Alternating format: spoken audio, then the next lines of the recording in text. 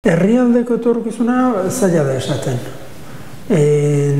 Aldaketa handiak egoten nahi dio Mozambiken, onerako orokorrean, baina karo, gauza danak Mozambiken dio indikan oso fragilak. Edozein gauza txikik atzera joan arazten dituna. Denaen orokorrean, orduan, ezin zaila da esaten, gauzak nola izango dian 10 urte barru, baina bai esan genezake gerra bukatu ezkero, azkeneko ja 20 urtetan norantza honean joan dia gauzak, eta itxura dute bidian deskalabroren bat gertatzen ez bada, onera joaten jarraituko dutela.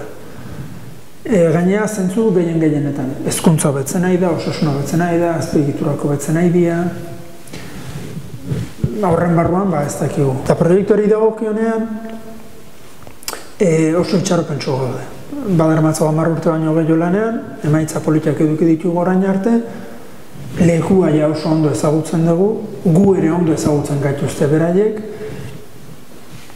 gobernuakin harremanak onak dira, daukagun metodoa handikan handitu arazi daiteke, eta gure espektatiba da, handikan askoz jende gehiagokin lanik ere iritsiko gala, eta jende horrek euren bizimodutan aldaketa majoak ikusiko dituztela. Ja ikusten nahi dio batzu, baina oraindik dezente hobekuntza handiagoak ikusiko dituztela.